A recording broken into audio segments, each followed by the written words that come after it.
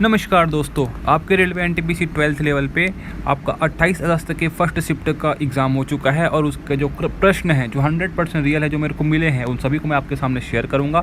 MCQ format में share करूंगा जिससे आप खुद उसका आंसर निकाल पाए। अगर आप उस जगह होते, आज के शिफ्ट में होते, तो उसका आंसर कैसे निकालते वो भी देखेंगे। हिंदी और इंग्लिश दोनों में रहेगा तो आपको कोई भी परेशानी नहीं होगी। ठीक है, पहला प्रश्न देखते हूँ आपको यहाँ का। देख सकते हैं, western Ghat pass through which state, यानी पूछा गया कि पश्चिमी घाट जो कि है कौन से राज्य से होकर गुजरता है।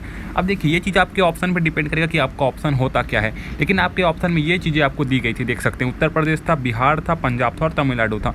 तो यहाँ पास अब बताया क्या होगा। अगर आप इस शिफ्ट में रहते तो क्या लगाते, तो यहाँ पास सही आंसर हो जाएगा तमिलनाडु, ऑप्शन नंबर डी जो कि है सही हो जाएगा। ठीक है, तमिलनाडु में क्यों बोल रहा हूँ, इसलिए यहाँ पर देख सकते हैं कि तमिलनाडु है।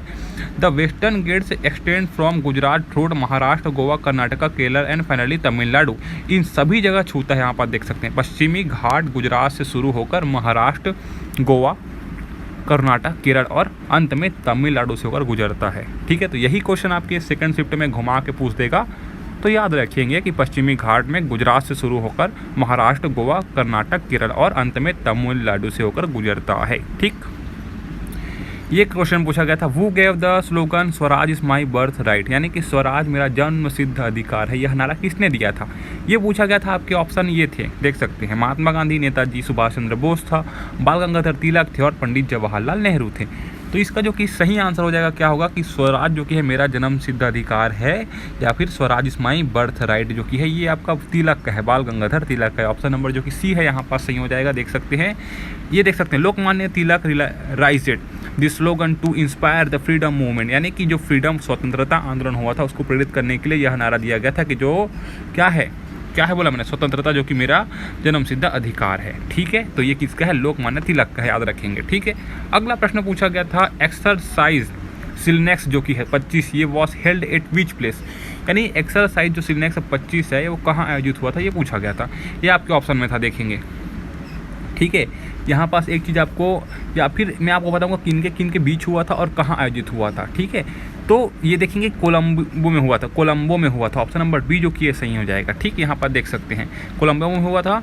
The harbour phase of SLINEX 25 between India and Sri Lanka, किसके बीच हुआ था, इंडिया और श्रीलंका के बीच हुआ था, वॉज कंडक्टेड इन कोलंबो, यानी कि भारत और श्रीलंका के बीच सिलनेक्स 25 का हर्बल चरण कोलंबो में आयोजित हुआ था। तो आपके एग्जाम में पूछा गया था कि भारत और श्रीलंका के बीच कौन सा, कोई भी पूछ सकते हैं क्वेश्चन। ठीक है, तो आप याद रखें कि भारत और श्रीलंका के बीच जो कि है सिलनेक्स 25 जो कि हुआ था, जो कि कहाँ हुआ था, कोलंबो में हुआ था। क्लियर यहाँ तक, चलो ध्यान रखिएगा ये सभी प्रश्न रियल है जो आपके एग्जाम में पूछे गए हैं। क्लियर है। Chile and Argentina belong to which continent, ये पूछा गया है कि चिली और अर्जेंटीना किस महाद्वीप में आते हैं, है ना, ये पूछा गया है। अफ्रीका, यूरोप, दक्षिण अमेरिका, एशिया। अगर आप इस शिफ्ट में होते तो इसका आंसर क्या लगाते हैं, तो ये देख सकते हैं दक्षिण अमेरिका का है, साउथ अमेरिका का है। ज़्यादा समय मैं आपको नहीं लूँगा, फटाफट बताऊंगा। ठीक है, देख सकते हैं, यहाँ पर देख सकते हैं, both Chile and Argentina are countries of South America, यानी कि चिली और जो अर्जेंटीना है वो दक्षिण अमेरिका महाद्वीप के देश हैं। ठीक है दोस्तों, चैनल पर नए हो चैनल को सब्सक्राइब कर लेना। इस चैनल में आपको ऐसे कितने भी एग्जाम होंगे सबके एनालिसिस आपको बाइलिंगुअल मिल जाएगी, आपके लिए हेल्प करेगा। कोई एक्स्ट्रा चीज़ें नहीं बताऊँगा, जो आपके एग्जाम में पूछा गया है उसको बताऊँगा। तो और इसका जो PDF है वो टेलीग्राम चैनल पर जाकर ज्वाइन कर सकते हो। एक साथ में आपको ऑल PDF दे देता हूँ जिससे आपको हेल्प मिलता है ऐसे कलरफुल में। ठीक है, चलो article 371A is related to which state, यानी कि अनुच्छेद 371A किस राज्य से संबंधित है, related to which state article 371A। देखिए यहाँ पास ऑप्शन है, क्या लगाओगे, मसूरी है, नागालैंड है, मेघालय है, असम है। तो ये हो जाएगा नागालैंड दोस्तों। ठीक है, अनुच्छेद 371 जो कि है आर्टिकल 371A जो कि है कहाँ से संबंधित है, नागालैंड से संबंधित है। ऑप्शन बी देख सकते हैं यहाँ पास, article 371A gives special provision for Nagaland regarding customary laws and social practice. ये मैं इतना आपको शॉर्ट में बता रहा हूँ ना आंसर आपको, ताकि आपको बहुत हेल्प करेगा और चीज़ें आपको बहुत हेल्प करेगा। ठीक है, देखिए अनुच्छेद 371A नागालैंड को जो कि धार्मिक, सामाजिक प्रथाओं और परंपरागत कानूनों में विशेष अधिकार देता है। अब ये पूछ सकता है कि अनुच्छेद 371 जो कि नागालैंड का है वो किस चीज़ का अधिकार देता है, तो धार्मिक, सामाजिक प्रथाओं और परंपरागत कानून में विशेष अधिकार देता है। तो ये मैं आपको जो चीज़ बता रहा हूँ ना आपके लिए हेल्प करेगा। ठीक है, अगला ये पूछा गया था, which of the following can parliament do by simple majority. पूछा गया है कि नीचे दिए गए में से कौन सा कार्य संसद साधारण बहुमत से कर सकता है, ये पूछा गया था दोस्तों, है ना। अभी मुझे प्रश्न जो भेजा गया है मेरे उनको द्वारा बताया मैं, ठीक है। तो प्रश्न मेरे को भेजे गए मेरे सब्सक्राइबर द्वारा, मैं उसको बता रहा हूँ, ठीक है। तो which of the following can parliament do by simple majority पूछा गया है, साधारण मत से संसद क्या कर सकती है। तो यहाँ पर देख सकते हैं क्या करेगी भाई, संविधान संशोधन कर सकती है, या फिर राजभाषा संबंधी प्रावधानों में संशोधन कर सकती है, या फिर विधेयक को निरस्त कर सकती है, या राष्ट्रपति का चुनाव कर सकती है। तो ये हो जाएगा आपका राजभाषा संबंधी प्रावधानों में संशोधन कर सकती है, option number B. Amendment in official language provision, ठीक है, राजभाषा संबंधी प्रावधानों में संशोधन कर सकती है, ठीक है जी।